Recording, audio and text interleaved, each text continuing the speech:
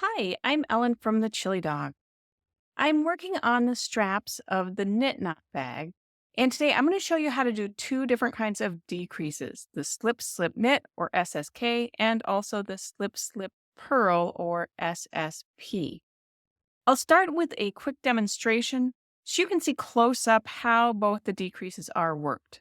But if you have a minute, stay tuned to the end because I'll also explain the mechanics of these decreases and why we need to slip our stitches knitwise instead of purlwise, and also why we have to work them through the back loops or legs. It's kind of interesting stuff. Let's get started. The slip slip knit is abbreviated SSK and it's a decrease that slants to the left. To work it, you slip two stitches individually knitwise and then knit them together through the back loops or legs of the stitches. So you slip the first stitch knitwise, slip the second stitch knitwise, return the stitches to the left needle, but there's no need to remove the right needle from the stitches because it's already in position to knit those two stitches together through the back loops or legs. So you can just go ahead and knit, and you've completed your SSK. The slips purl is abbreviated SSP, and it's a decrease that slants to the right on the purl side, which means it slants to the left on the knit side, exactly like the SSK. To work it, you slip two stitches individually knitwise and then purl them together through the back loops or legs. So you slip one stitch knitwise, slip a second stitch knitwise, return them to the left needle, and this time the right needle needs to be removed from the stitches before you can work them together. So you pull out the right needle and then reinsert it in the opposite order through the stitches so you can purl. And then purl those stitches together and the SSP.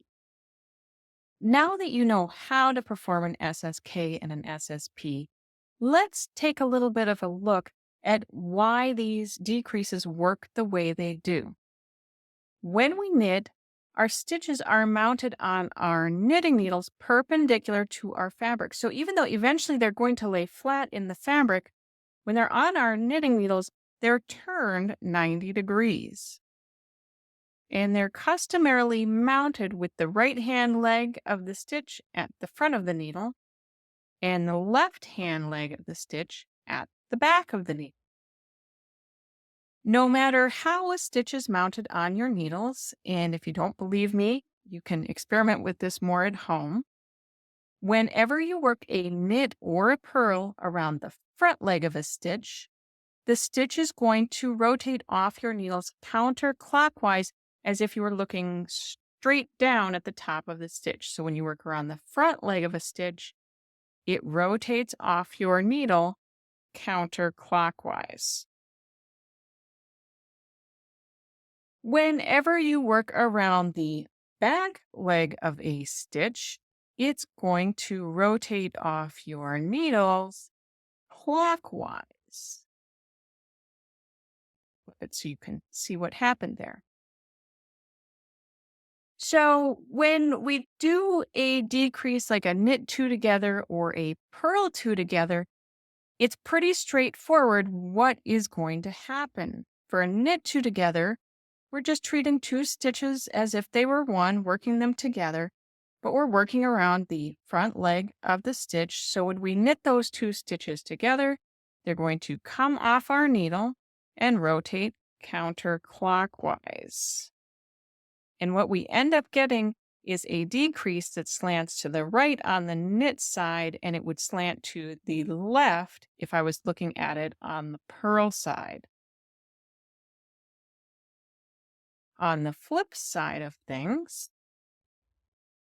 if you're working a purl two together, you're going to get the same result. So you're still working around the front leg of both the stitches, but you're going to purl them together.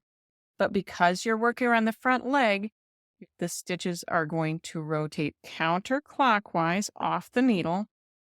And you'll still get a decrease that slants to the left on the purl side, but to the right on the knit side. Getting a decrease to slant in the opposite direction isn't quite as straightforward. So let's take a minute and reverse engineer the SSK. Ultimately, for an SSK, what we want to happen is we want the decrease to slant to the left. And we need our stitches to be mounted on the needle in the conventional order. So when I take these two stitches to get them back up onto the left needle, notice two things. First of all, I have to rotate them counterclockwise to get them back up on the needle, which means when they come off the needle and are worked together, they need to come off the needle clockwise. That means I'm going to need to work those two stitches together through the back loop. Also, notice that now the stitches are mounted in reverse. The right hand leg of both of the stitches is at the back of the needle, and the left hand leg of both of these stitches is at the front of the needles.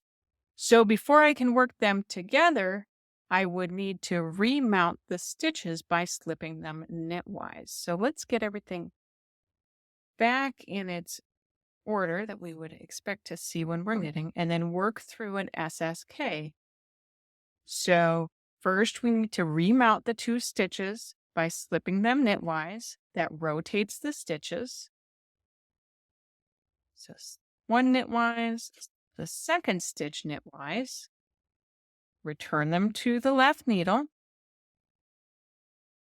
And then working the stitches through the back loops always rotates the stitches clockwise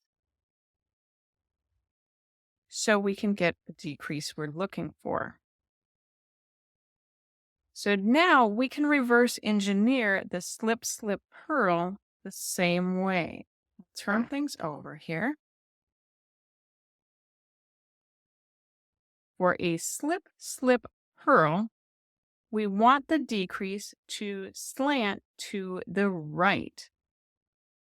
So we need our stitches to be mounted on our left needle in the conventional order. When I do that, I have to turn them counterclockwise to get them on the needle, which means you need to come off the needle clockwise. To do that, I'll have to work them together through the back loops or the back legs of the stitches. And before I can work them together, these stitches are reverse mounted with the right hand leg of both stitches at the back and the left hand leg of both stitches at the front.